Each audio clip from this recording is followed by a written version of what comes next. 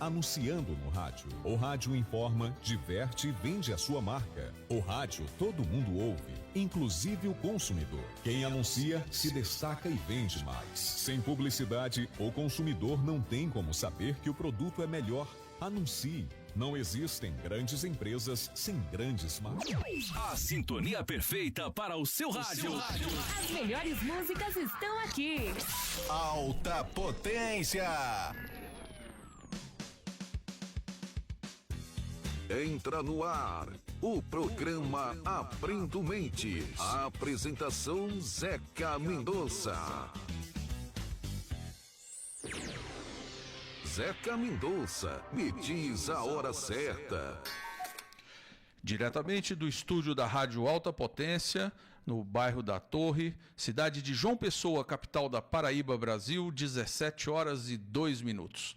Começa agora a edição de número 57 do programa Abrindo Mentes. Um programa voltado para a divulgação científica, a análise e o debate sociológico e político. No tema de hoje, ouvinte, nós vamos tratar de modelagem matemática e tomada de decisão. São dois conceitos interligados, que se complementam no processo de resolução de problemas.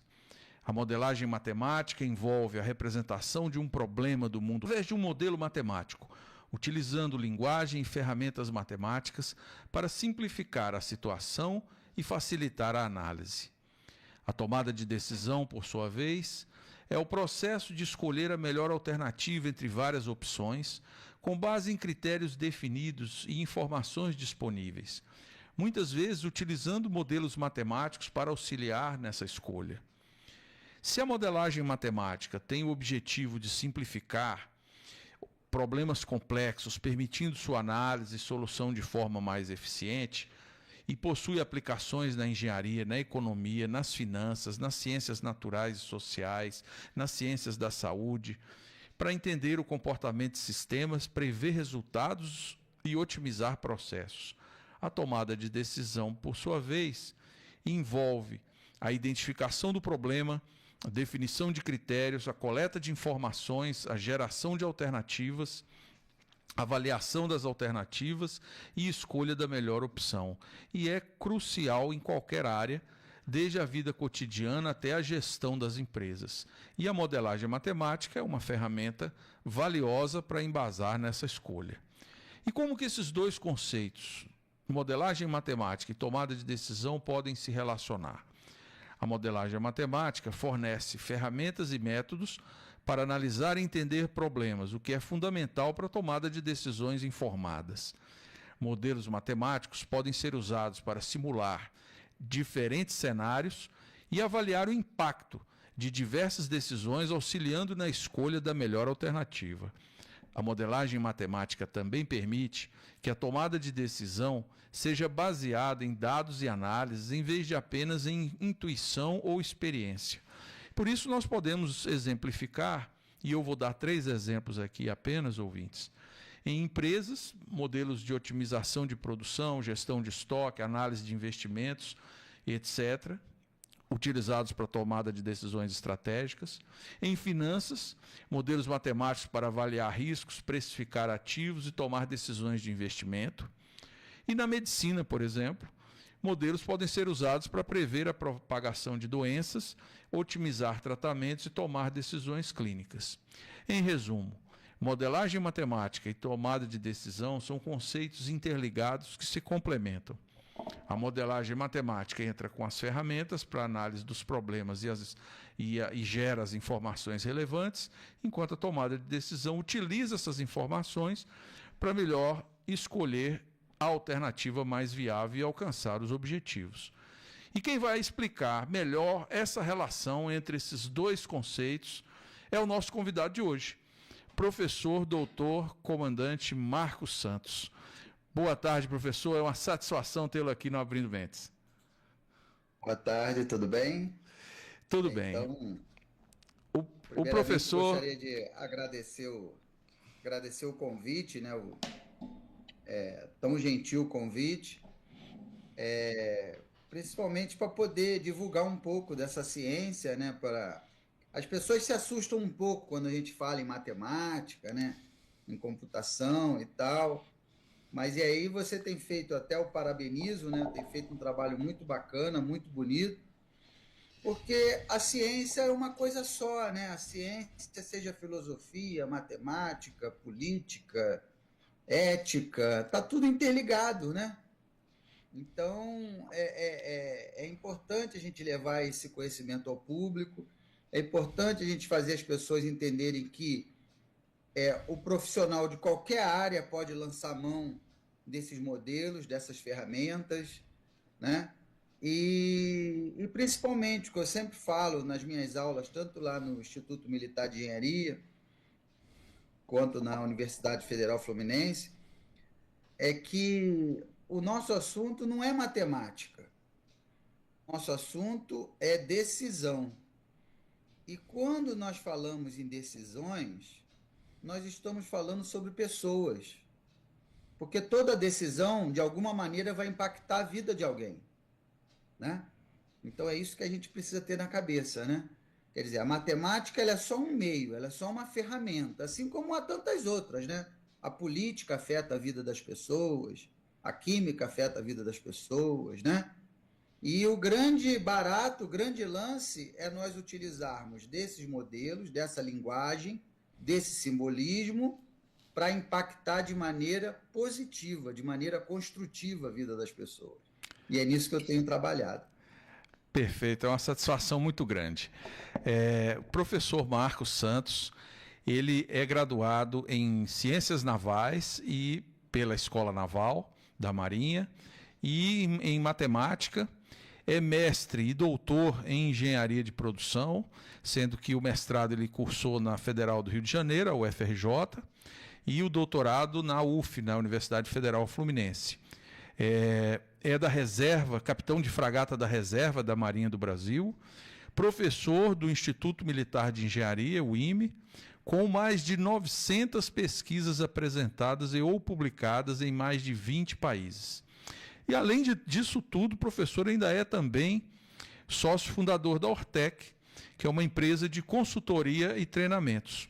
Esse é apenas um resumo da biografia do professor Marcos. E eu sempre, depois que a gente apresenta esses currículos dos nossos convidados, sempre currículos tão recheados, né? Tão volumosos e densos, né? A gente se hidrata aqui no programa, professor Marcos, com as canecas personalizadas da Rádio Alta Potência e do programa Abrindo Mentes.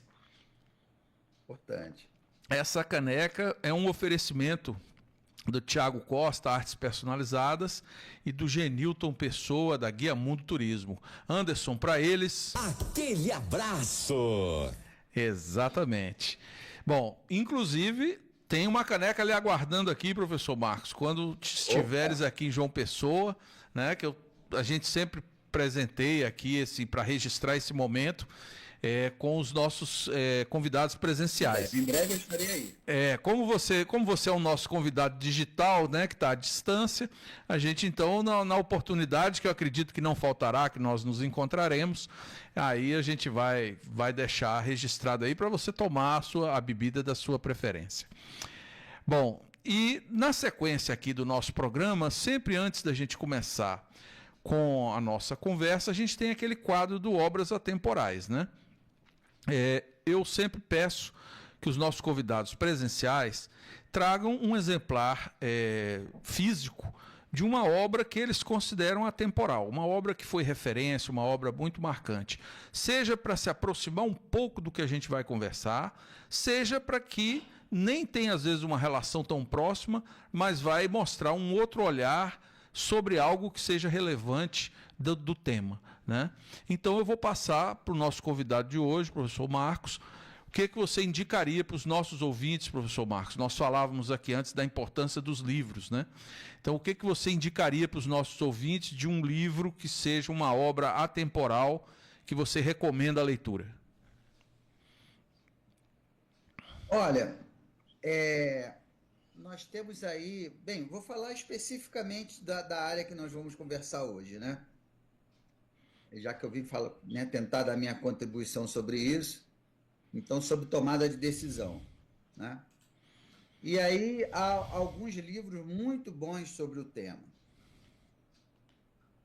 Um deles mais técnico, vamos dizer assim, né? Que entra mais na matemática e para quem quiser se aprofundar no tema,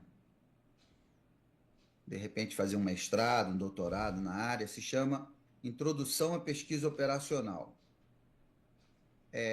Os autores são Ilya e Lieberman. Então, é um livro assim atemporal, já são 40 anos, se eu não me engano, essa é a 13ª edição, e já são 40 anos do livro. Então, assim, é um livro atemporal, é um livro que, né, já cruzou aí várias gerações, né? Meus alunos de graduação usam, de mestrado usam, de doutorado, né? Introdução à Pesquisa Operacional. Um livro bem denso, bem conceitual, um livro, uma referência basilar do assunto, sobre tomada de decisão. Esse é um livro mais técnico, né? Mais assim, né? Para quem quer se aprofundar no assunto e, né, exige uma leitura mais focada. E tem um outro interessante também, não menos rigoroso cientificamente, mas que é uma leitura mais, né, mais leve, né, que é o Rápido Devagar. Também fala sobre decisão, né, do Kahneman, né? Então, né, ao longo aqui da nossa conversa, a gente vai até comentar alguma coisa sobre isso, né? Que esse é o grande desafio do nosso cérebro, né? É que, para poupar energia, muitas vezes o nosso cérebro decide rápido para poupar energia, uma estratégia de sobrevivência, só que, ao decidir rápido, ele perde uma série de detalhes e acaba que a gente decide mal, né? Devido a essa velocidade, né? O nosso cérebro ele trabalha com 2 sistemas, por isso que o livro é Rápido Devagar, né? Que tem um sistema que trabalha com pensamento rápido e outro com pensamento mais analítico, mais devagar, mais, né? E aí o nosso cérebro, em fração de segundos, ele olha um problema e ele decodifica se é um problema complexo, importante ou não. Essa é a primeira coisa, né? E aí, se ele entende que é um problema simples, né? Vou levar o guarda-chuva ou não vou para o trabalho? Então, eu olho o tempo, vejo meio nublado, decido rápido. Vou levar, o tempo está nublado, é uma decisão rápida. Eu não fiz nenhum cálculo, não fiz nenhum planejamento, eu só olhei na janela, vi se está nublado e peguei o guarda-chuva. É um pensamento rápido, eu não tive que fazer conta nenhuma, altos planejamentos, né? Agora, vamos escolher um município do Brasil para construir uma usina hidrelétrica. Aí o nosso cérebro, né? Opa, peraí, problema complexo. Vamos chamar uma equipe, fazer conta, computador, fórmula. Então, o nosso cérebro ele faz essa distinção. O problema é que existe uma zona cinzenta entre esses 2 problemas, né? Muitas vezes o cérebro olha, interpreta que é um problema simples e não é um problema complexo. E aí a gente decide rápido e decide mal, né? E vice-versa, às vezes é um problema super simples e que o nosso cérebro... caramba, essa decisão é complexa. E aí a gente fica gastando energia num problema que não tem relevância nenhuma. Então, esse livro, Rápido Devagar, ele traz exatamente essas situações do cotidiano, entendeu? Então, é uma obra atemporal e que vale muito a pena ler e que, assim, todo mundo vai se identificar com essa obra, porque, como eu sempre falo, né, o fenômeno da tomada de decisão, ela permeia a vida. A gente nasce até o momento do nosso, né, desenlace, né?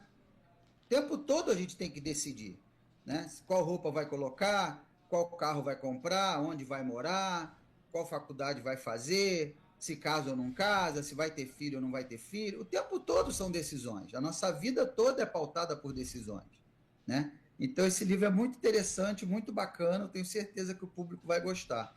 Então, Introdução à Pesquisa Operacional é um livro mais técnico, mais carregado, com fórmulas e tal, né? Para quem quiser se aprofundar na área. E o Rápido Devagar não, uma leitura mais fluida, mais, né, mais suave, todo mundo consegue acompanhar numa boa.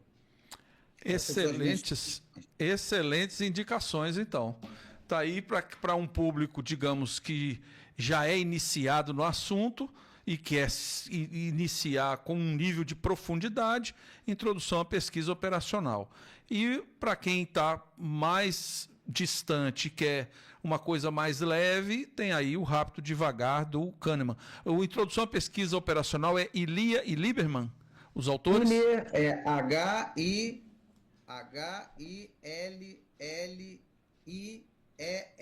Ilia. Ilia, ah, tá.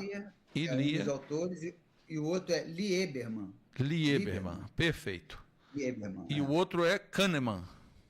É o Kahneman, é isso, perfeito. É o Kahneman. Kahneman com C ou com K?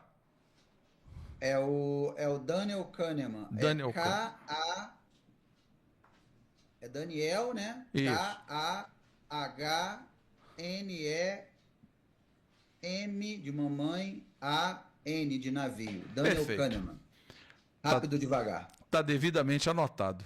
Excelentes sugestões para todos os tipos de público. Muito bom. Então a gente vai começar agora a conversar com o professor Marcos aqui sobre a área dele, né? Então vamos. Você falou de uma maneira bastante popular, de uma maneira bastante acessível, inclusive a proposta do programa, que é uma divulgação científica. Eu sempre digo isso, toda edição. Existe a divulgação científica entre pares, que é aquela que as universidades fazem, que são um pesquisador apresentando suas pesquisas para outros pesquisadores. O professor Marcos e os convidados que frequentam aqui sabem muito bem a importância desse nível de divulgação. Mas essa que o Abrindo Mentes se propõe é outra. É a divulgação científica popular, ou seja, é aquela que vai buscar qualquer conhecimento produzido numa casa de ciência e vai trazer numa linguagem que uma pessoa que nunca passou perto de uma universidade possa entender e possa ver a importância daquilo na sua vida, no seu cotidiano, na sua vizinhança, na sociedade em geral, ou seja, desde o detalhe mais corriqueiro até as questões que envolvem milhões de pessoas e às vezes até o planeta todo, né? Então, esse processo de tomada de decisão, como é que você detalharia ele assim? Essa seria a segunda pergunta, porque, na verdade, eu vou puxar um pouquinho antes, que é saber o seguinte: como é que o meu convidado, o professor Marcos, tomou contato com essa temática pela primeira vez? E por que você se encaminhou para ela? A segunda é essa, é detalhar um pouco mais como é que a gente trabalha esse processo de decisões, de tomada de decisões bem informadas. Bem, vamos lá. Muito interessante essas perguntas. E aproveitando, né, o gancho aí que você já deixou, né, essa questão de popularizar o conhecimento, de levar, né, ao grande público, é uma iniciativa que eu acho importantíssima e eu bato muito nessa tecla com os meus alunos, porque assim, nós desenvolvemos já vários métodos inéditos no Brasil e no mundo, né? Agora mesmo, em junho e julho, eu estive na Inglaterra, na Universidade de Leeds, apresentando alguns desses métodos que nós desenvolvemos. Só que, como você disse, né, a academia ela tem uma liturgia própria. Então, quando eu escrevo na academia, é um cientista escrevendo para outro cientista ler, né? E aí a sociedade fica alijada desse processo, né? Porque não consegue entender, não consegue acompanhar. Claro, né? Nós já estudamos o tema durante 20, 30, 40 anos. E aí eu Marcos, né, acredito que todo cientista tem esse compromisso de conseguir alguma maneira de comunicar a sua ciência para a sociedade, né? Não adianta eu ficar escrevendo para outro cientista. Eu tenho que escrever para a sociedade, para isso, principalmente o professor de universidade pública, né? Conceber como um dever, né, professor Marcos? Um dever, porque é a sociedade que paga os nossos salários. Nós devemos servir a sociedade, e não o contrário, né? Então, todos os alunos que eu oriento, de mestrado e doutorado, isso já é uma regra né, colocada já. Eu falo, olha, a gente pode desenvolver um método novo, seja lá o que for, uma fórmula, um teorema, mas tem que sair uma ferramenta, tem que sair um software, tem que sair uma tabela que uma criança de 5 anos consiga utilizar. A gente explicar qual o problema que aquilo resolve, e a pessoa vai lá, coloca lá os dados, aperta o botão e ele fala, olha, faça isso, que você vai se dar bem. É isso, tem que ser para uma criança de 5 anos usar. A gente tem que entregar um produto útil para a sociedade. Senão não adianta ficar fazendo fórmula da NASA, fórmula de lançar foguete. As pessoas não entendem qual é o valor que isso vai ter, né? Então a gente tem que estar bem fundamentado cientificamente, né? Com lastro científico, dentro de todo o rigor matemático e científico, né? Que a academia, a ciência requer, até para que possa ser reproduzido por outros cientistas. Mas a gente precisa entregar um produto para a sociedade. A sociedade precisa ver utilidade no que a gente faz. Senão acontecem essas distorções que muitas vezes nós vemos por aí, né? Ah, aquele pessoal não serve para nada. Ah, aquilo ali é cabide de emprego. Fica ali na universidade passeando, indo para congresso. Mas por quê? Isso é culpa nossa mesmo. É culpa do professor, é culpa do pesquisador, que não se aproxima da sociedade, né? Então, como as pessoas não entendem o que a gente faz, aí diz que a gente não fica sem fazer nada. Porque não entendem, não veem a utilidade no que a gente faz. Então, quer dizer, por isso que eu acho tão importante a gente se aproximar da sociedade, entregando ferramentas, entregando recursos, né? Eu sempre dou o exemplo do carro, veja só o exemplo do carro, né? Imagina quantas tecnologias, quantas equações nós não temos, por exemplo, num veículo, né?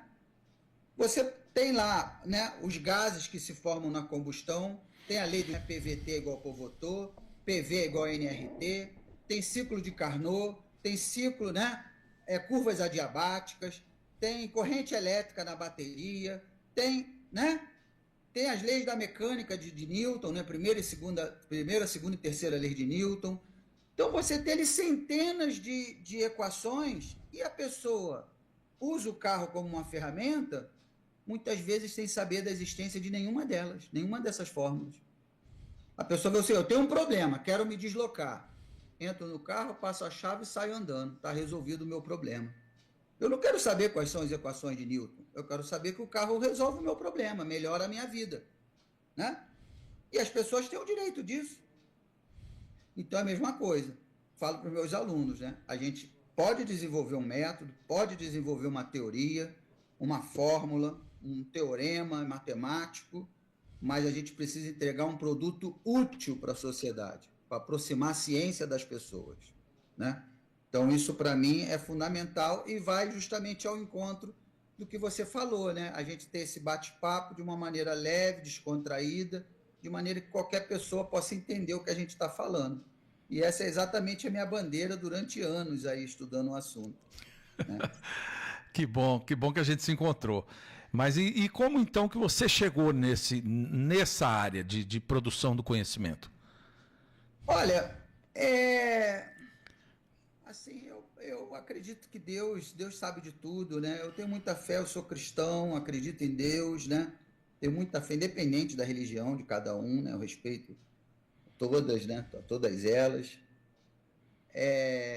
Mas, assim, foi um processo muito natural. O que acontece? Eu sempre tive um pendor, uma facilidade muito grande com a matemática, né? Desde pequeno.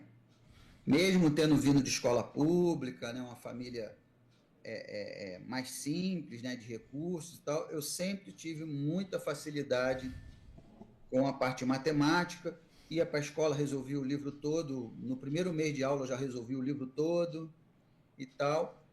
E pasme, né? Eu fiz o concurso da Marinha, que na final ali da década de 80, início de 90, que historicamente sempre foi um dos concursos mais difíceis do Brasil, principalmente a prova de matemática.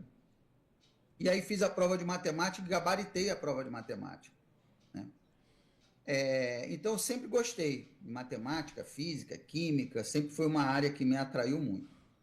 E aí eu me formei na Escola Naval, fiz a viagem de ouro pelo mundo. Quando eu voltei, eu fiz o curso de graduação em matemática por conta própria, né? Primeiro eu fiz engenharia, depois fiz minha segunda graduação, que foi o curso de matemática, que já era um sonho antigo, né? Eu não estava satisfeito em... Eu acho bacana, eu gosto da engenharia, né? Mas faltava alguma coisa. E eu gosto da educação, né? Eu gosto de estar perto das pessoas, ensinar, né? Debater, discutir ideias. Falei, não, eu preciso me formar professor de matemática. É uma coisa minha, né? Uma coisa minha. Eu já era de Marinha, né? Tinha minha carreira dentro da Marinha como oficial, mas o meu sonho era ser professor de matemática. E aí fiz o curso de matemática.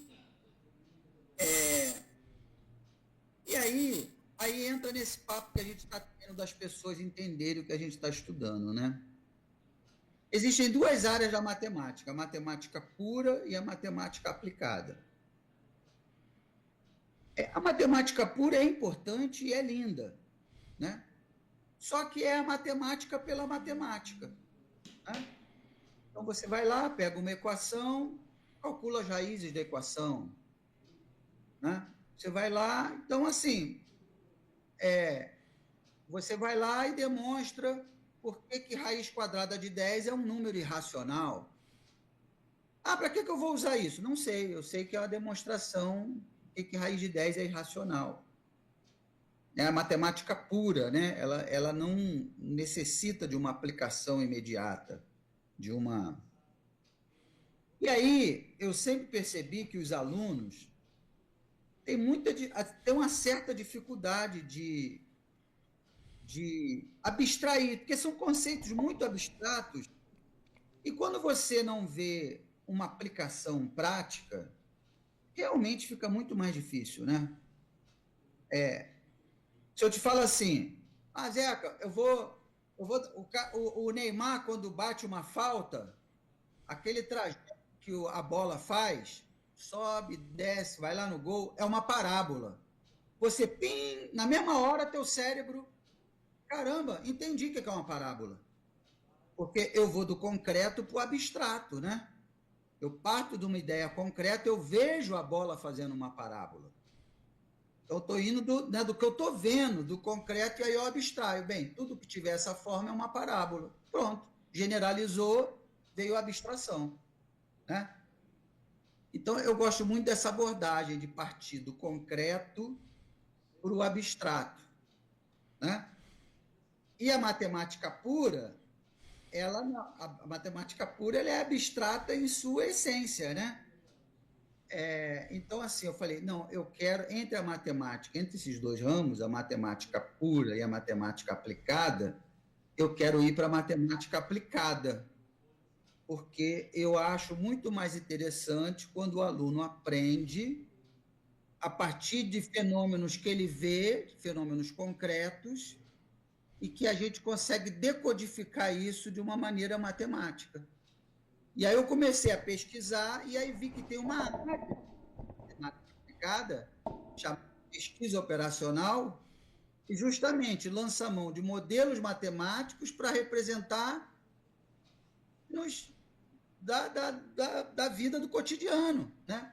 Quero comprar um freezer, quero comprar um carro, aonde que eu vou escolher para morar, qual profissão que eu vou escolher, quer dizer, que é coisa mais útil do que isso, né? Então, foi assim, né? Eu fiz a faculdade de matemática, lá eu tomei contato com a matemática pura e aplicada, falei, não, eu quero me especializar na área de matemática aplicada, sempre aplicando para resolver problemas reais da sociedade, problemas concretos, né? Dado um problema, como é que eu resolvo? Eu vou lá, crio uma série de equações e, né, e aí proponho uma solução.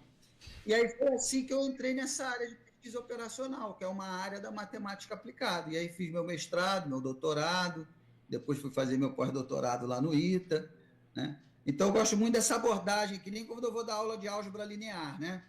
Você começa lá, seja uma matriz A e J, tal que cada elemento A e J. Cara, eu falo, não, esquece isso. Olha só, quer saber o que é uma matriz? Eu vou dar aula, eu abro lá uma tabela do Brasileirão. Cada time e os gols lá pro... Tá vendo essa tabela aqui do Campeonato Brasileiro? É uma matriz, ó.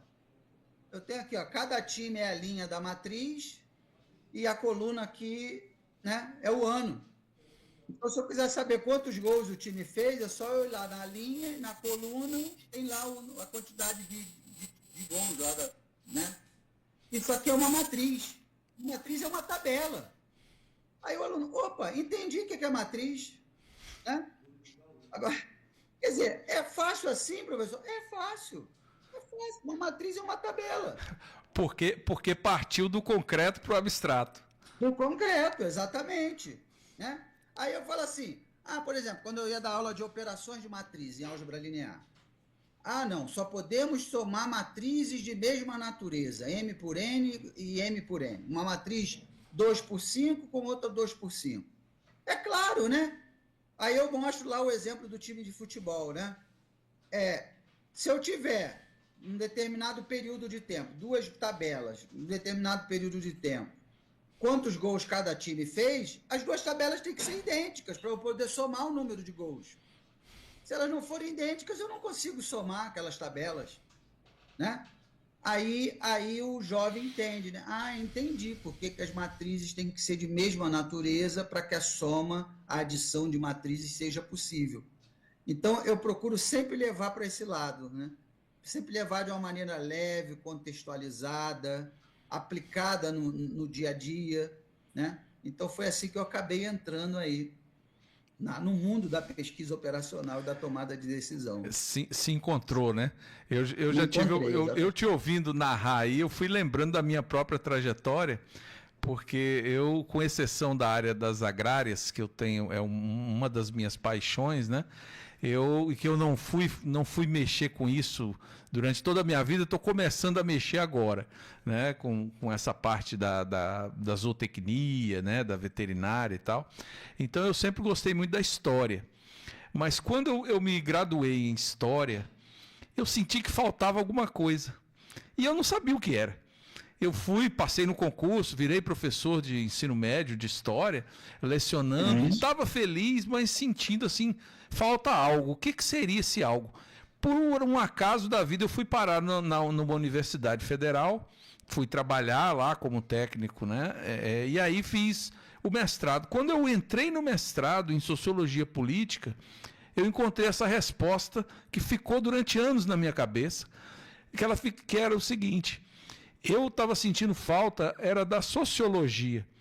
Mas o que eu queria não era sociologia, eu queria era fazer história na sociologia, eu não queria fazer história eu não queria fazer história na história. Então eu só fui entender que era esse. E aí, quando eu me encontrei, eu falei, bom, agora é aqui. Então, você com a matemática aplicada, na verdade, né? Tudo são arranjos sociais, né? Em cada época, em cada tempo, são arranjos sociais. Exato. Não sei se eu estou falando bobagem, né? Mas eu tenho um grande amigo, inclusive, que é médico, está fazendo doutorado, tomada de decisão. Aí uma vez vê que assim, eu acho a ciência uma coisa linda, né? Porque abre a nossa mente, porque abre. E aí tinha um outro colega comentou com ele assim, né? Não, aqui está tudo errado, o Brasil está tudo errado, foi feito para dar errado, não sei o quê, lá. Aí ele olhou assim e falou, não, o Brasil está tudo certo, por que você disse que está errado? Sem entrar em questões políticas, né? Aí ele falou assim, não, porque o povo, não sei o quê, tem esse jeito, lá. Ele falou, aí eu estou prestando atenção na conversa, né? Aí ele falou assim, veja bem, fulano, não existe errado. Tudo é uma questão de como as sociedades se organizam, né? Cada civilização, né? Cada agrupamento humano arruma uma maneira de se expressar, de se organizar, e tá certo, é a maneira que aquele povo encontrou de se organizar e de sobreviver naquele locus. Aí eu fiquei pensando, eu falei, caramba, é isso mesmo, cara. Tá tudo certo, não tem nada errado em lugar nenhum, né? É como as pessoas se organizam para sobreviver. Né? Mas aí tem a questão que aí é a conexão do seu trabalho, né, que você se dedica, que é o seguinte, processo de tomada de decisão. Por que mesmo com isso que você acabou de dizer, né, que as pessoas se encontram formas as mais criativas de se organizar, de produzir a vida, né, de ir levando, mas por que, professor Marcos, é tão difícil tomar-se boas decisões? Bem, vamos lá. Olha só. Então vamos entender o conceito de decisão, né? Eu preciso tomar uma decisão toda vez que eu tenho duas ou mais opções, né? Eu vou escolher um carro para comprar. Eu tenho que ter dois ou mais modelos. E aí eu vou decidir, né? Se eu só tiver um, não tem decisão, é só aquele. Tudo bem, se eu só tiver um, eu tenho a decisão de não comprar, né? Ainda Também assim é mais de uma opção, né? Ainda assim é uma decisão, né? Comprar ou não comprar aquele único carro. Mas, normalmente, nós falamos em decisão quando você tem duas ou mais opções, né? Seja para comprar uma casa, seja para comprar um carro, para escolher uma profissão, né? Seja lá o que for, contratar uma pessoa. Eu tenho 5 candidatos, qual que eu vou contratar? Eu tenho 3, quero comprar uma casa nova, eu vi 3 casas, qual que é a melhor casa? Né? E aí acontece o seguinte, para tomar essa decisão, nós observamos alguns critérios que, muitas vezes, eles são conscientes ou não, né? Então, você vai comprar uma casa, aí você vai pensar, né? Poxa, peraí, primeiro é quanto a casa custa, quanto que eu tenho de dinheiro. Segundo é se é uma casa boa, grande, confortável, tamanho da casa. Terceiro é se ela é bem localizada, se ela é perto do meu trabalho, né? Quarto é se ela tem vaga de garagem. Então, você vai pensando, né? O que você precisa para escolher a melhor casa. E aí, dentre esses critérios, né, esses requisitos que você coloca, no final você fica lá com 4 casas candidatas, né, que atendem aquelas suas especificações, conscientes ou não, né? O que acontece é o seguinte, é que normalmente essas opções, elas vão atender a cada critério, elas vão atender em intensidades diferentes. Então, você vai ter uma casa de 700 mil, outra de 400, outra de 850, né? O preço delas varia. Aí você tem o tamanho delas. Uma tem 200 metros quadrados, outra tem 140, outra tem 220, né? Aí outra tem 3 vagas na garagem, outra só tem uma, outra tem 4, né? Vai variando ali de critério para critério. E acontece que, normalmente, esses critérios, eles conflitam entre si. Então, se você tem uma casa muito grande, a tendência é que ela seja mais cara. Então, você ganha em área, mas perde em dinheiro, né? Se ela for muito bem localizada, perto de uma área nobre da cidade, a tendência é que ela seja menor. Então, aí você ganha em localização e perde em área. Está entendendo? Há um conflito entre essas variáveis de interesse. E é aí que o nosso cérebro buga. Nós entramos num fenômeno cognitivo que se chama processo de sofrimento da tomada de decisão, né? E você fala assim, poxa, peraí, eu quero economizar, eu quero economizar dinheiro, eu vou escolher essa casa mais barata. Aí você, pô, mas peraí, essa casa mais baratinha, ela é muito pequena e longe do trabalho. Aí você, não, eu vou escolher essa outra que é perto do trabalho. Ah, não, essa perto do trabalho, ela é pequenininha e cara, não é boa. Não, essa não é boa. Peraí, eu vou escolher outra. Aí você fica naquela... Há várias pesquisas sobre isso na literatura internacional, né? E aí você fica ali, chega ao ponto, dependendo do problema, que você entra num estado de paralisia. Você não consegue decidir. Aquilo te causa um sofrimento tão grande, cognitivo, um conflito tão grande que você não consegue decidir. Então, e aí é por isso que é difícil. Por quê? Então, que eu comecei falando. Uma decisão normalmente requer que você tenha 2 ou mais opções. E aí o que acontece é que uma opção em detrimento de outra, normalmente você ganha de um lado e perde de outro. Né? Por exemplo, da casa. Se você ganha em área construída, você perde em dinheiro, você tem que pagar mais caro.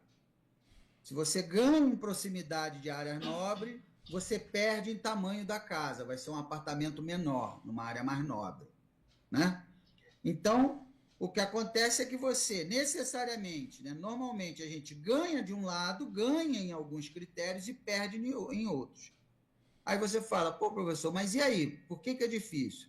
É difícil porque ganhar tudo bem, todo mundo gosta de ganhar, mas ninguém quer perder.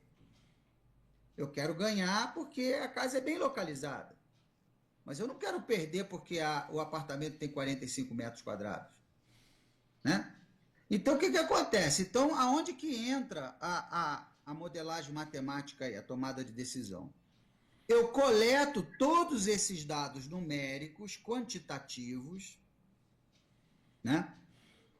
Tamanho do apartamento, proximidade do centro, custo de cada um, eu coleto todos esses dados e aí eu tenho uma equação onde eu vou rodar esses dados, eu vou dizer para ela o que é importante para mim, o que é mais importante uma coisa em relação à outra, né? O quanto a área é importante, o quanto proximidade do centro, o quanto, né? É claro que isso varia de pessoa para pessoa, jogo naquela equação matemática e a equação vai processar aqueles dados e vai falar, olha, o melhor apartamento é esse aqui, ó, localizado em Cabedelo. Esse aqui, para você, pelo que você falou, o melhor é esse, que tem a área de 90 metros quadrados, fica 15 minutos do seu trabalho e custa R$600 mil. Entendeu? Então, aí eu aplico um método desse, jogo aquela massa de dados que eu tenho, e aí ele vai me dizer, quer dizer, ele calcula o ponto exato. A função dessa fórmula, dessa equação, é me mostrar o ponto exato até onde eu devo abrir mão daquele critério, até onde eu devo aceitar perder. Olha, aqui você vai perder um pouquinho, você vai comprar um apartamento um pouquinho menor, mas você vai ficar relativamente próximo do seu trabalho e ele não vai ser tão caro. Entendeu? Então, o papel da equação matemática, do modelo de tomada de decisão, é achar esse ponto ideal daquela opção que melhor atende às minhas necessidades. Agora, eu olhando uma matriz, por exemplo, teve um problema da Marinha que eu participei da modelagem para a construção de uma fragata, que era uma matriz com 215 colunas, 215 critérios. Custo, quantidade de armamento, geração de energia, autonomia. Agora imagina, como é que o cérebro humano vai processar uma tomada de decisão com critérios conflitantes em que você tem 215 critérios? É impossível, né? É impossível. Então a gente realmente precisa do apoio matemático para dizer para a gente, olha, pelo que você falou, né, para esse problema, o que é importante, dessas opções aqui, dessas 10 alternativas, a alternativa 7 é a melhor de todas. Entendeu? Então, quer dizer, é aí que está a dificuldade e é aí que a matemática entra para ajudar a gente. Né? Não, e eu agora, nesse seu exemplo aí, da fragata, eu me lembrei daquela decisão de alguns anos da renovação da frota dos nossos caças, né? Da aeronáutica. Exatamente. Ali, quer dizer, você tinha um número de critérios equivalente para uma aeronave daquela, um caça daquele, e você ainda tinha 3 concorrentes, que era o sueco, o estadunidense e o francês, né?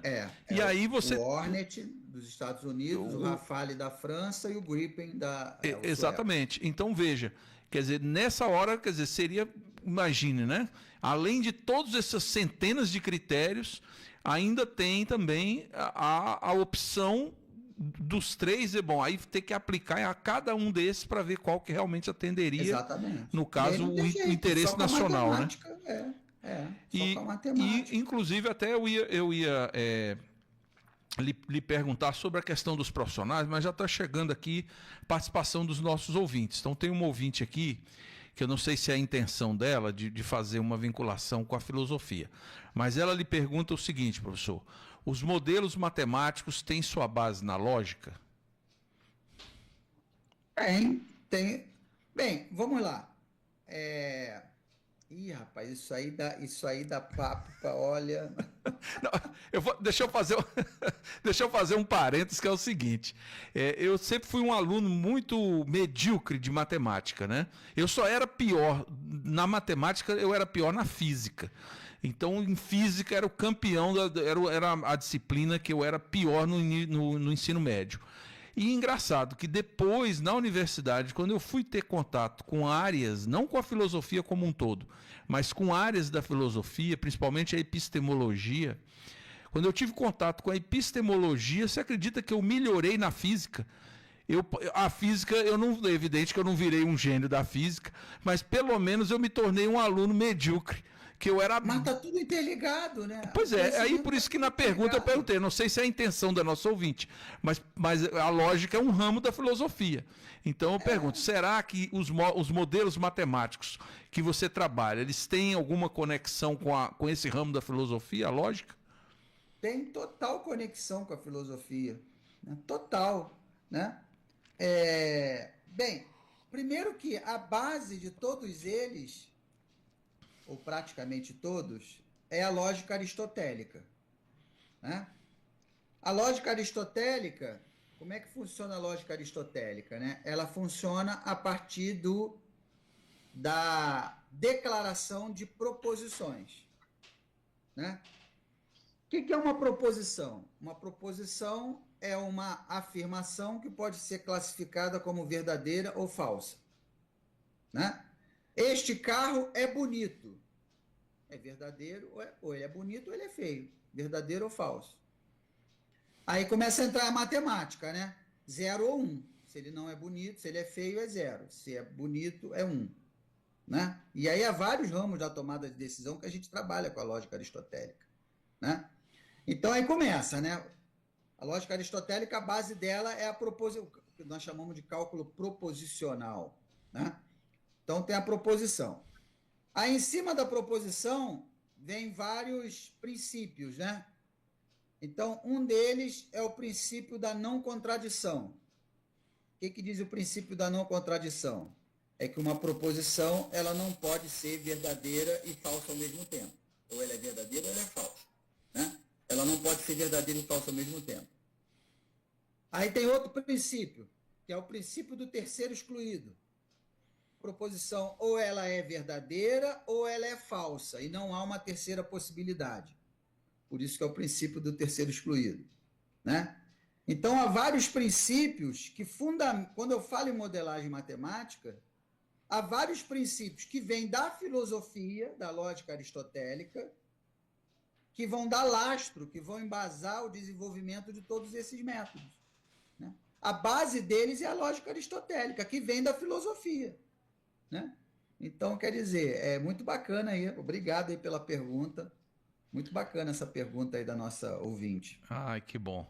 E aí eu queria também saber, professor Marcos, o seguinte, nesse caso, quais são os profissionais que podem lançar a mão desses métodos? Porque eles têm que ser matemáticos, engenheiros, estatísticos ou profissões próximas? Aí você me fez uma pergunta, aí eu vou te voltar com outra pergunta, né? Vou te voltar com outra pergunta.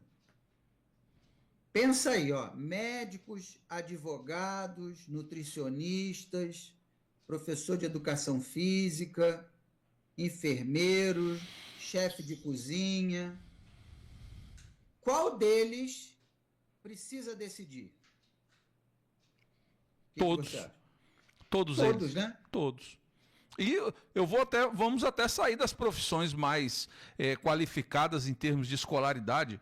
Até qual rua precisa ser varrida primeiro para um varredor de rua, por exemplo, né? Está respondido. Qualquer profissional de qualquer área pode lançar mão desses métodos, né? Vou te dar um exemplo prático, né? Eu tive um aluno uma vez que veio para mim assim meio acanhado, né? Meio constrangido, falou assim: professor, eu queria que o senhor fosse meu orientador, trouxe aqui um problema, mas estou até meio constrangido de... Falei, não, fala, vamos conversar, senta aí. Aí ele, não, o senhor fala aí desses problemas da Marinha, da Petrobras, só problema complexo e tal, né? E eu acho que o meu problema é muito simples. Eu falei, qual é o problema? Aí ele falou, não, é que eu tenho um tio que é feirante. Ele tem uma barraca de feira, que ele vende lá secos e molhados lá. E aí eu entendi o seguinte, pela aula que o senhor deu de otimização, eu entendi o seguinte. O que eu entendi da sua aula? Que nós fazemos uma otimização quando eu tenho recursos que são recursos limitados, pessoas, dinheiro, e eu quero ganhar o máximo possível com aquele recurso que eu tenho disponível. E aí eu fiz um paralelo com a barraca de feira do meu tio. Porque ele tem uma mesa lá, um tablado lá, que é um espaço limitado, ele não tem capacidade infinita de expor os produtos dele. Ele tem uma quantidade de dinheiro, de produtos por dia que ele pode comprar, ele compra até R$2.000 de produtos por dia, que também é um recurso limitado. Então tem a mesa onde ele coloca os produtos, tem a grana que ele compra os produtos lá no Mercadão, até 2.000 por dia. Tem a Kombi que ele vai buscar, não adianta ser um produto muito volumoso, porque a Kombi tem um espaço limitado, né? Tem a Kombi, que também é um recurso escasso, o espaço do transporte. Então eu tenho o tamanho da mesa, é um recurso escasso.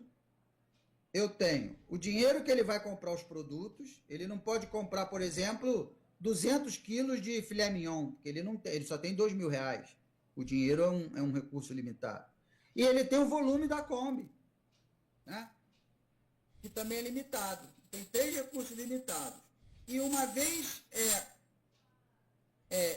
investida essa grana que ele tem, esses 2.000, qual é a combinação de produtos que ele pode colocar que vai trazer o maior lucro possível para ele? Eu falei para ele assim, Kaique, esse é o problema mais inteligente que eu já vi até hoje. Olha que eu já participei de um monte de projetos, da Marinha, do ITA, mas a otimização de uma barraca de feira, esse foi um dos problemas mais inteligentes que eu já ouvi até hoje, mais brilhantes. Eu nunca ia passar pela minha cabeça fazer uma otimização matemática numa barraquinha de feira. Você vê a capacidade do olhar da pessoa, né? É o que eu estou te falando, né? Trazer a ciência para perto das pessoas, né?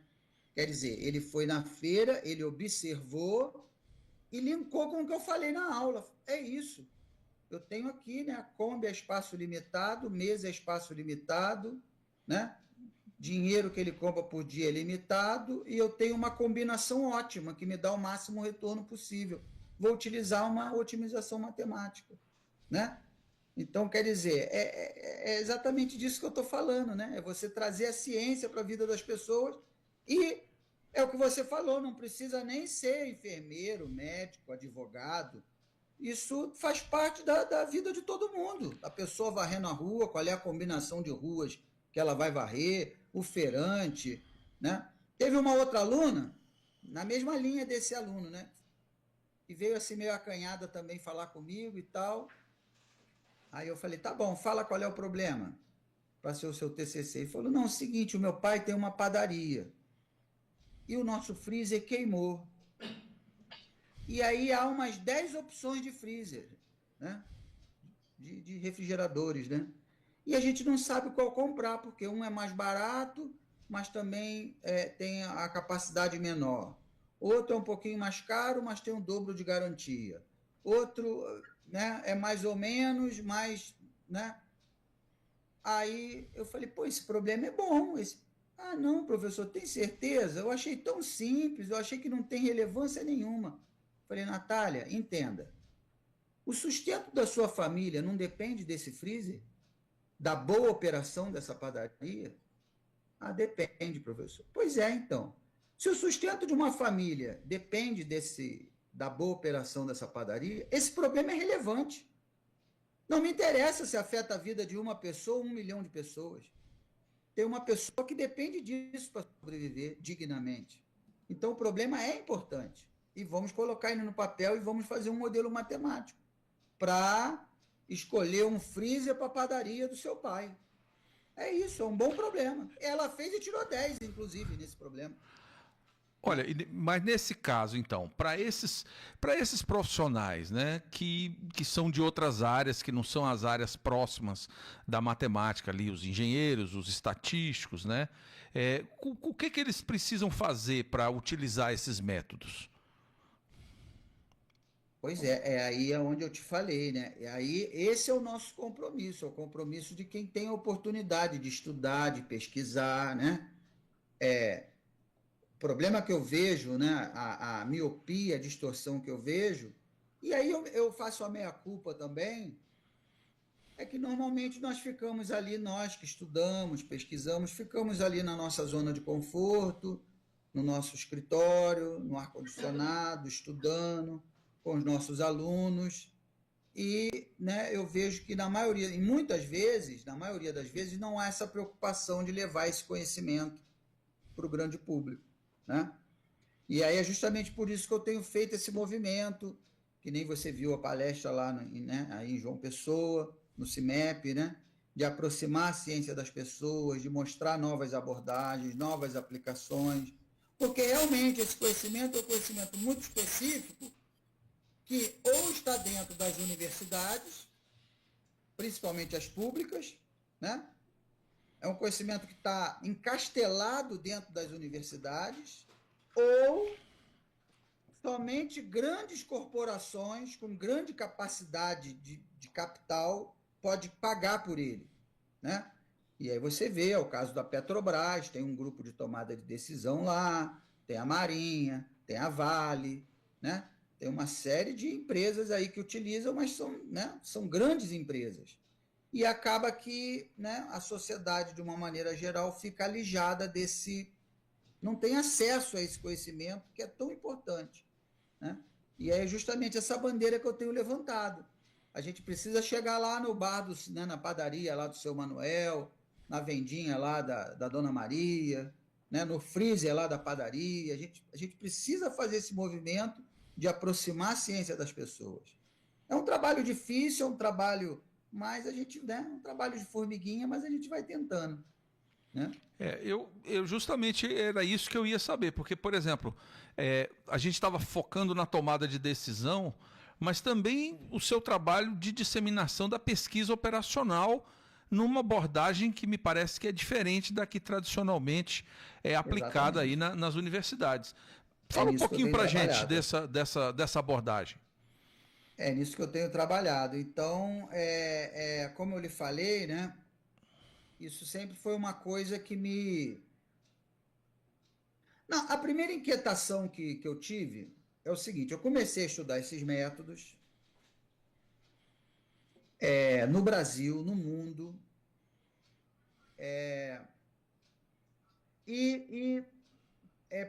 comecei a perceber o ganho enorme de produtividade, de entrega que esses métodos trazem, né? Comecei a pesquisar vários casos no mundo, e isso não é de agora, não. Isso começou no final da Segunda Guerra Mundial.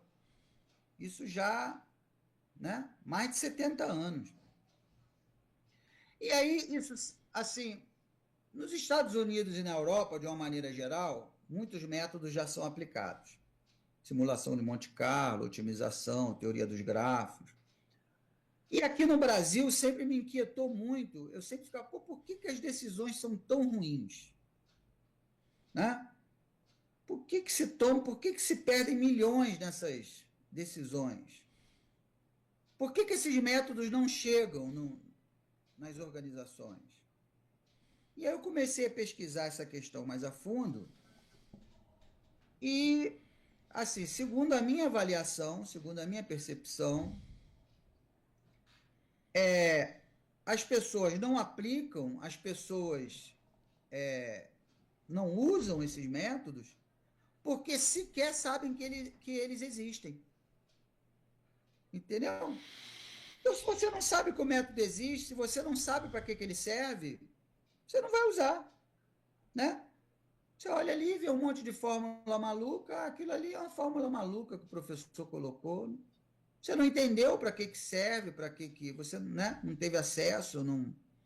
E aí foi por isso que eu comecei esse trabalho, já há 20 anos de divulgação. Olha só, esse probleminha aqui é simples de modelar, ó. Você pode tomar uma decisão um pouco melhor, né? Você pode aumentar a margem de lucro da sua empresa, você pode melhorar a qualidade de vida do teu funcionário, você pode reduzir o desperdício da fábrica, né? E aí eu vou lá, então, aí a gente volta ao que a gente estava comentando no início aqui do bate-papo, né? Eu procuro sempre ir do concreto para o abstrato, né? Olha só, tu tem esse problema aqui que 30% é desperdício nessa fábrica aqui de sandália de borracha. Se a gente aplicar, existe um método, se a gente aplicar esses 30%, cai para 9%. Você vai ter muito menos perda. Aí o cara já, independente se o método é difícil ou não, ele já se interessa, né? Opa, peraí, se a minha perda é de 30%, vai cair para 9%, já me interessa. Você já abriu o coração dele para ele entender aquilo, né?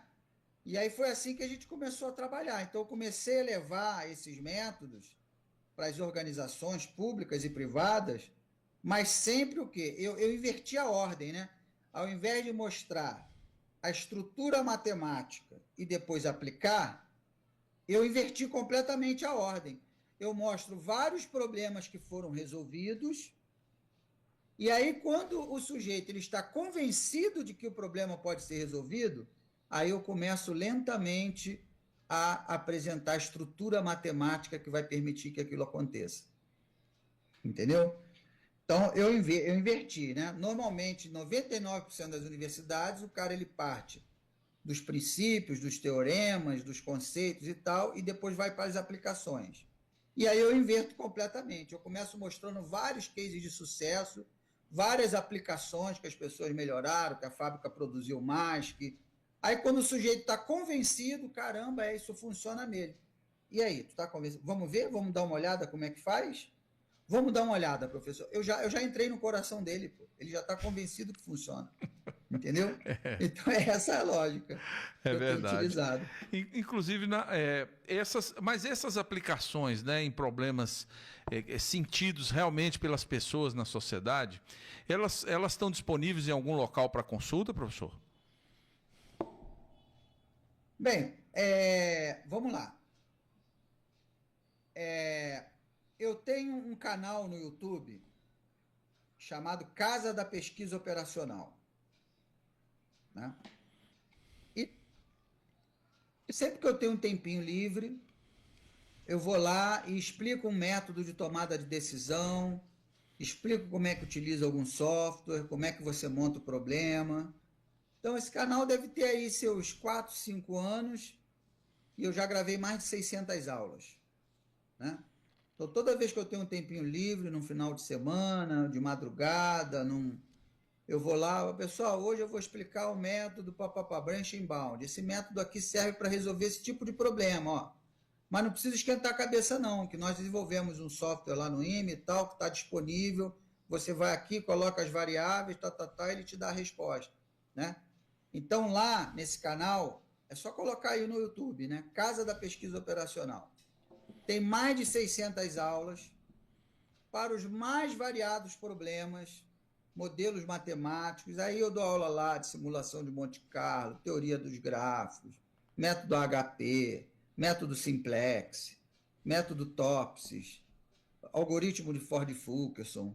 Então, sempre usando essa abordagem que eu te falei. Eu sempre parto de uma abordagem concreta de problemas reais para uma estrutura matemática abstrata posteriormente, depois que você já entendeu para que aquilo serve. E aí está tudo disponível lá nesse canal da Casa da Pesquisa Operacional. Tudo gratuito, tudo aberto, é só entrar lá e consumir o material. Entendeu? Perfeito, tá aí dado uma excelente dica. Temos aqui uma participação de um ouvinte. Eu tenho ainda mais, você vê, a nossa hora já se foi. Nós já estamos conversando. Nós estamos conversando há mais de uma hora e está parecendo que tem 10 minutos ou 5 que a gente começou, né? Mas eu tenho aqui uma outra pergunta de ouvinte que eu vou lhe fazer e depois eu vou fazer as nossas últimas 3 perguntas. Ouvinte pergunta o seguinte: o Sebrae presta uma espécie de consultoria para quem quer iniciar um negócio. Me parece que esse método deveria fazer parte desse trabalho. Você saberia dizer se é usado com esse fim? Olha, vamos lá. Eu não posso afirmar que sim ou que não para não ser leviano, né? Vamos lá. Eu sei que o Sebrae, ele realmente apoia, né? Pequenas empresas, médias empresas e tal, tomada de decisão. Concordo com o nosso ouvinte. Deveria utilizar? Com certeza absoluta. Com certeza absoluta deveria utilizar esses métodos, né? Vou abrir um novo negócio. Aí tem lá, né? Preço, praça, né? Tá bom. Quanto que eu vou cobrar? Tem um método. Existe um método da pesquisa operacional para eu calcular lá quanto é que eu tenho que cobrar no meu produto.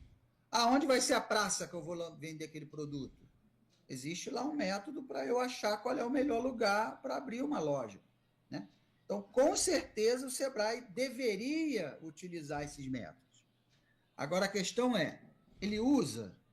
Eu não sei se dizer se usa. Eu acredito que não, né? Eu já trabalhei no Senai e lá não se utilizava, né? Talvez A proposta do Sebrae é completamente diferente da proposta do Sebrae e do Senai, né? Mas como é do Sistema S, né? Eu acredito que não utiliza. Eu nunca vi ninguém comentar sobre isso, mas não posso afirmar com certeza absoluta.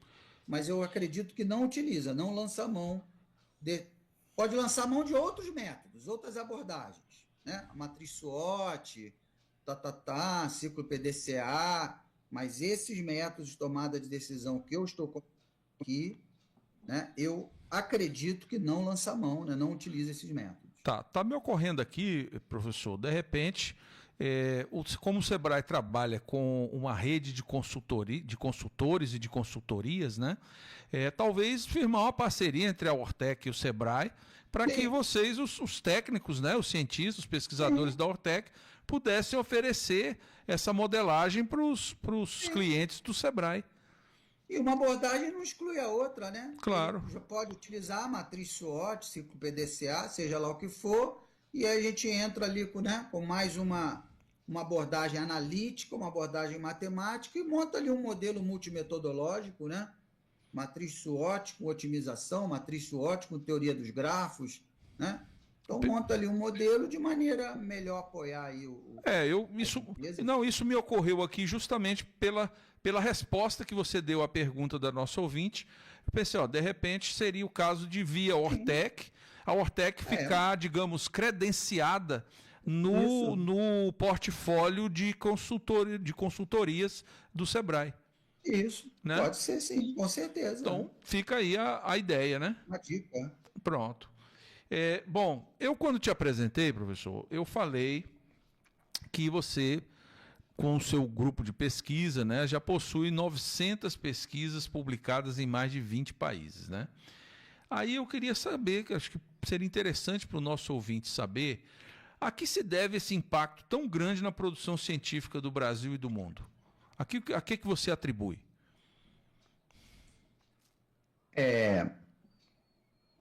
Vamos lá. Eu atribuo a várias questões, né? A primeira delas é essa que eu te falei. Eu inverti a lógica de ensino e parto sempre de problemas concretos, né? Então, assim, a partir do momento que alunos, empresas, parceiros entendem o que a gente está fazendo, para que aquilo serve, a tendência de sucesso é muito maior. A quantidade de aplicações.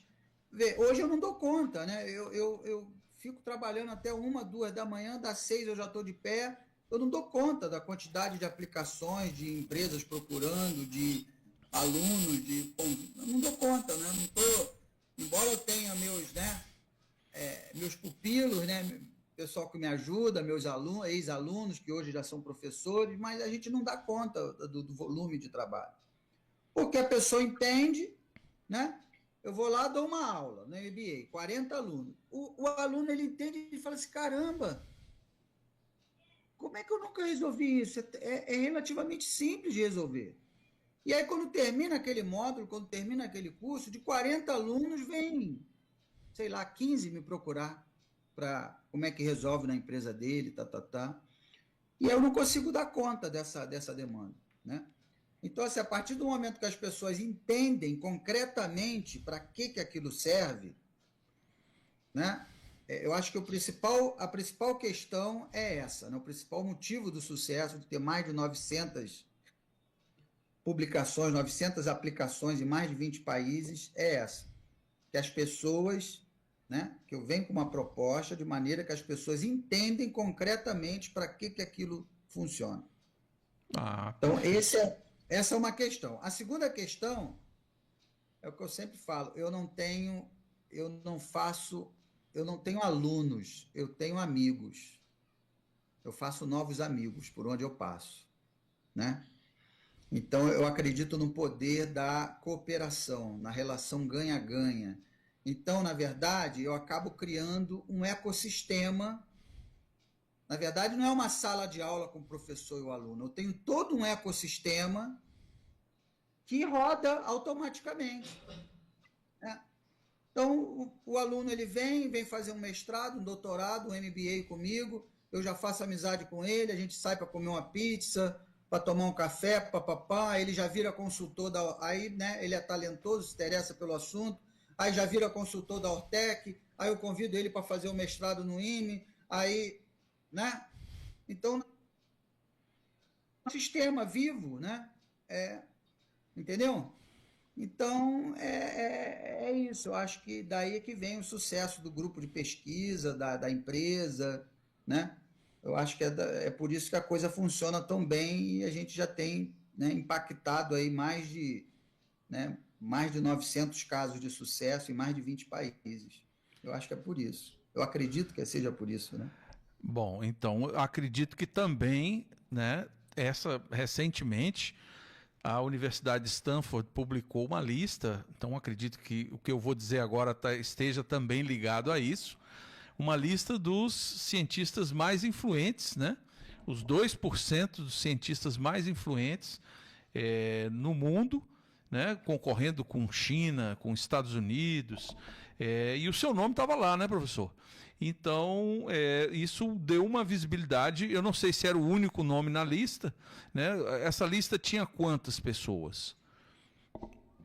Eu não me recordo agora quantas são, mas essa lista eu acho que são 2% dos cientistas mais influentes do mundo. Isso. Né? E quantos brasileiros tinha nessa lista? São poucos. São pouquíssimos, são poucos brasileiros. Poucos, né? Agora, chineses e estadunidenses tinham bastante. Bastante. E é uma área, né? Europeus assim, também. Bastante. E é uma área de pesquisa que, na verdade, o Brasil, se você olhasse lá 5, 10 anos, é uma área que sequer o Brasil aparecia. Não aparecia. Você fazia lá o mapa lá do mundo, né, da produção científica. Então, o Brasil definitivamente não aparecia, né? E agora o Brasil aparece com, né, com uma produção compatível, similar à produção dos Estados Unidos, à produção da China, né? Então, quer dizer, colocou ali o país, né, nosso grupo colocou o país ali em pé de igualdade com grandes nações, né, que já tem uma certa tradição na área, né? E aí, como você mesmo disse, né, é uma consequência imediata, né, porque formou-se esse ecossistema em que eu tenho alunos, amigos, revistas, instituições, cases, empresas, né? Formou-se esse ecossistema gigantesco, não só no Brasil, mas fora, que eu tenho vários parceiros internacionais também.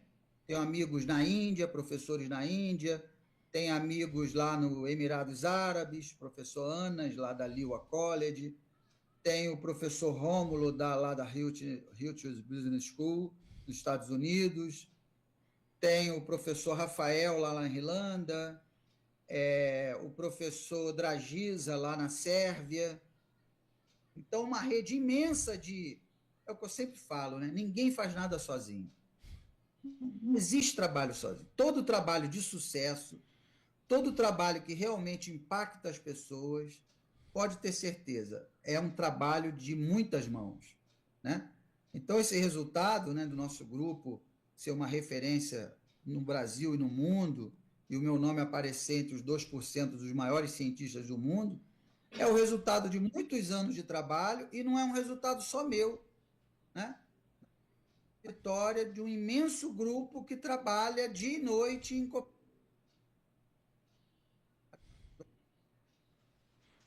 Tá cortando. colegas, não só aqui no Brasil, mas em vários países, né? Nós temos aí uma rede internacional muito grande de produção, né? E aí eu vou lá, né? A gente vai lá e eu inverto, né? Como eu te disse desde o início, eu inverto a lógica, né? O meu foco não é o artigo, não é o paper, o artigo pelo artigo. O meu foco é ir lá, identificar o problema, coletar os dados e resolver o problema. Deu certo? Deu certo. Vamos colocar no papel, então, e contar essa história para que outras pessoas possam se beneficiar desse conhecimento, né? Vamos? Esse caso da feira que eu te falei, ele virou um artigo científico. Se você colocar aí, né? Botar no Google, se o ouvinte colocar aí no Google, método simplex na feira livre, vai achar lá, professor Marcos Santos, Kaique, tá? É só botar no Google aí que vocês vão achar, né? Excelente. Não, isso é muito gratificante, né, professor? Aplicou, deu certo, vamos colocar no papel para que outras pessoas tenham acesso a esse conhecimento? Eu vou lá e coloco no papel. E aí, como é um caso prático, e muita gente... É o que eu falo, né? Os problemas nas organizações, eles são parecidos e recorrentes. O que é o problema ali na padaria ali que a Natália falou, do freezer, é da outra padaria no outro bairro, é da padaria em João Pessoa. Os problemas são parecidos e recorrentes. Então, a partir do momento que eu pego um problema, modelo, deu certo, e eu transformo num artigo, começa a virar referência para milhares de pessoas. Entendeu? É um efeito multiplicador inevitável. Multiplicador inevitável, porque todo mundo tem aquele problema, né? Muita gente tem aquele problema. E foi assim que a gente foi se tornando uma referência. Nossa, é muito bom isso. Eu até recebi uma mensagem aqui agora de que a minha filha, agora em setembro, vai defender o doutorado dela na área de geografia, e o orientador dela parece-me que está nessa lista também. Que a orientou no trabalho, na pesquisa de mestrado dela de graduação em oceanografia, porque é uma outra área, né? No caso, é oceanografia, gerenciamento costeiro. Mas é uma área que conecta com a Marinha, viu? É uma área que tem, tanto que a minha filha teve que fazer estágio embarcada, né? Ela tem que solicitar o estágio junto à Marinha, etc. Então eu já tenho um certo contato aí indireto pela minha filha, né? Mas esse processo. Então, e com isso eu queria, infelizmente, né, eu queria finalizar a nossa conversa, que eu acho que está fluindo muito bem. Espero que os ouvintes estejam apreciando essa complexidade traduzida de maneira tão simples, que não é simplória. Eu sempre digo, existe o simples e o simplório. O simplório é aquele que faltam elementos, é o incompleto. E o simples é aquele que demora muito para a gente chegar nele. Mas quando a gente chega, ele resolve a situação. Porque o complexo, ele é complexo muitas vezes pela sua própria natureza complexa. Mas todo complexo é importante se tornar simples, né? Que a gente consiga... O Da Vinci falava, né? Que a simplicidade é o último estágio da sofisticação, né? Exatamente. Exatamente. Você veja a segunda lei de Newton, né? Olha o que o homem levou séculos para concluir. Preste atenção. Para um corpo entrar em movimento, só fazendo uma força nele, senão ele fica parado. Exato.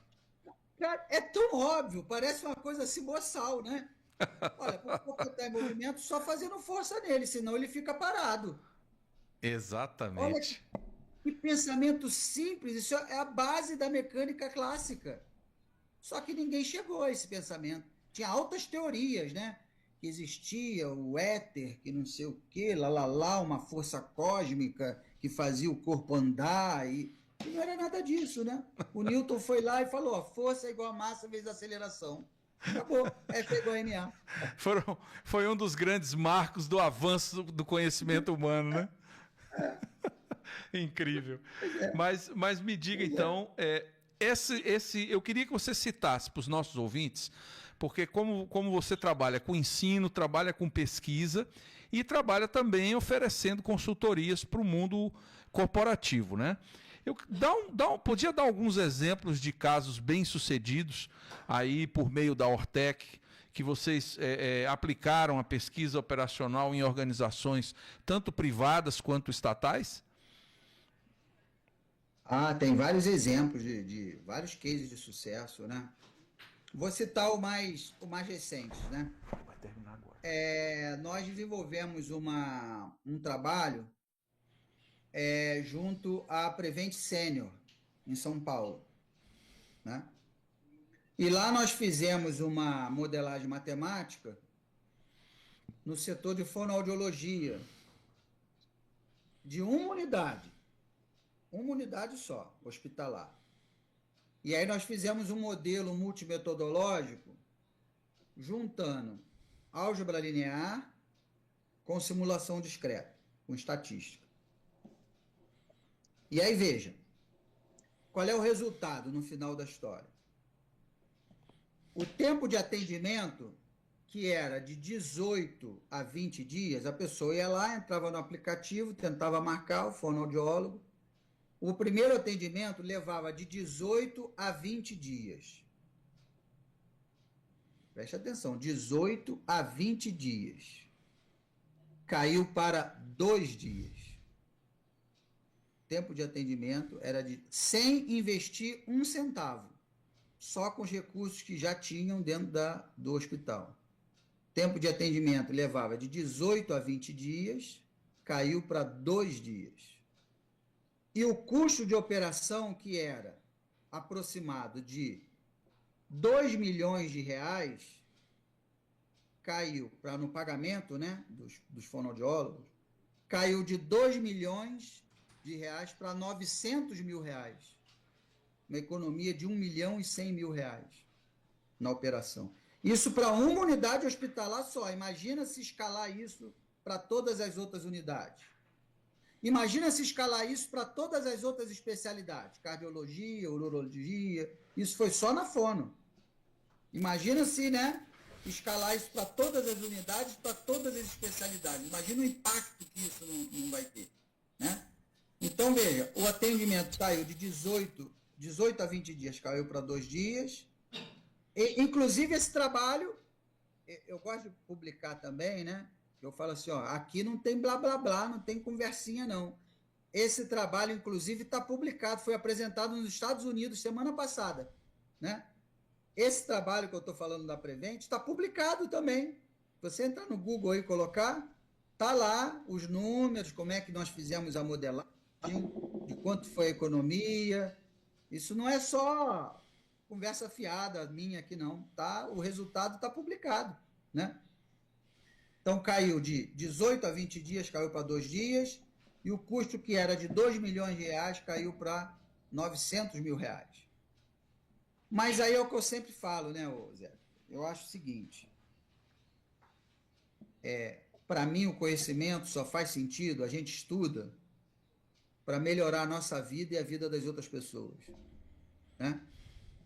Então, sempre que eu vou fazer uma consultoria nas empresas, nas organizações, né, eu falo, olha, o nosso foco precisa ser as pessoas, nunca o dinheiro, né?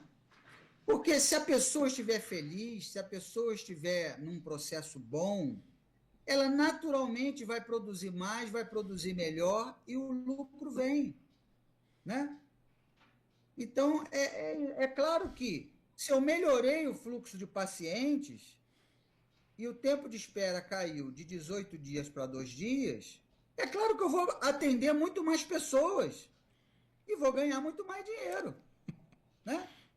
Então, é um ciclo virtuoso, né, de você ajudar as pessoas e aquela energia voltar para a sua organização, voltar para a sua vida, né? É o que eu falo, imagina que você tem... quando eu vi esse resultado, eu fiquei muito feliz, que o público-alvo lá da Prevent Senior é prioritariamente de pessoas idosas, né? E aí, assim, quando eu vejo lá aquele velhinho lá, né? Eu acho que você tem que ver ali, poderia ser o seu pai, poderia ser a sua mãe, né? Um tio querido. Então, imagina, né? É um idoso que estava sentindo uma tontura, estava com um problema de labirinto, que tinha que esperar 20 dias e que agora passou a esperar só 2 dias, né? Então, não me interessa quanto que o hospital economizou.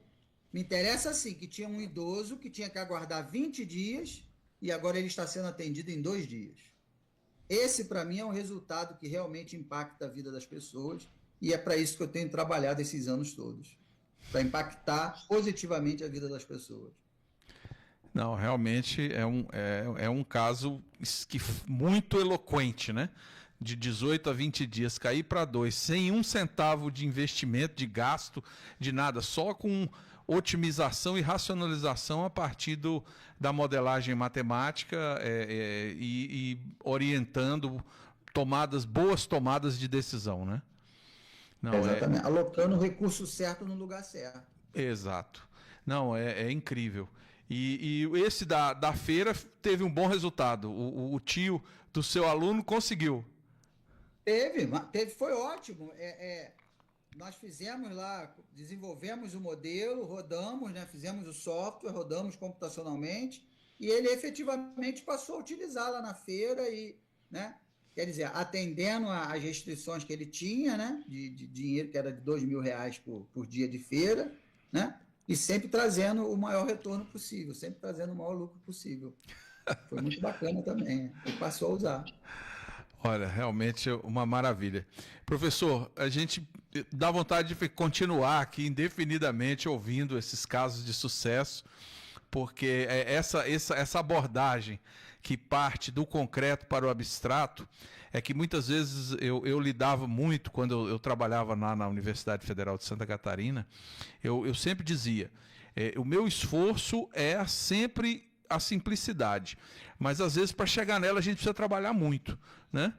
Então tem que trabalhar muito. Então o simples normalmente ele é confundido com o simplório e as pessoas acham que com alguma coisa incompleta se chegaria. E eu sempre dou o exemplo que existe a sabedoria popular que diz que se parabéns fosse fácil, existiam vários, né?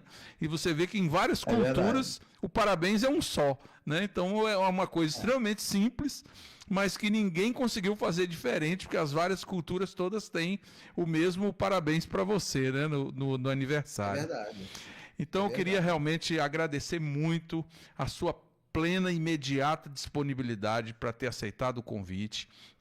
E realmente a minha expectativa, né, foi amplamente superada. A sua linguagem realmente é uma linguagem acessível inteiramente sintonizada com a proposta do nosso programa. E eu queria realmente, depois quero conversar com o Daniel para a gente ver uma maneira desse processo ganhar corpo, ganhar uma continuidade. Essa divulgação científica popular, que não como Abrindo Mentes, que é para todas as áreas, mas temática, especializada, que possa pegar essa área da engenharia de produção ou da matemática. Aí é um caso que a gente vai ter que discutir com calma. Mas que a gente pense uma maneira de ter uma comunicação permanente, que não seja só o canal do professor ou a iniciativa de um outro lado, do Daniel, por exemplo. Isolada. Né? Uma coisa que possa congregar por algum veículo, eu não sei, talvez um programa temático. Eu estou com algumas ideias aí, quero sentar com o Daniel para ele pegar você, pegar o Ernesto, né, e tantos outros. Isso. Que ele, imediatamente, quando eu falei para a gente fazer essa rede para divulgar, ele lembrou dos nomes de vocês, né? Então trouxe o Ernesto, agora veio você também, então estou muito satisfeito. Então, te agradecer muito sua participação. O programa fluiu realmente 1h30, né? Originalmente. Parece que foi 10 minutos, né? Então, te agradecer muito, te parabenizar pelo sucesso aí no seu trabalho e o reconhecimento merecido que os seus esforços alcançaram, né? Não, né? Todo o grupo, né? Como eu disse, é o trabalho de muita gente, né? A cooperação de muita gente trabalhando comigo, né? Exato. Imagino que todos com o mesmo padrão de dedicação, né? A eles também estenda o meu agradecimento, né? E o meu reconhecimento. Então, professor, muito obrigado. Muito obrigado. Então, uma boa noite. E com isso, ouvintes, nós vamos encerrando a edição de número 57 do programa Abrindo Mentes. Um programa voltado para a divulgação científica, a análise e o debate sociológico e político. Nós voltaremos na próxima terça-feira, às 19 horas, e você, às 17 horas, e agora às 19 horas, você fica com o programa Economia em Alta, apresentado pelo economista Paulo Galvão Júnior. Uma boa noite.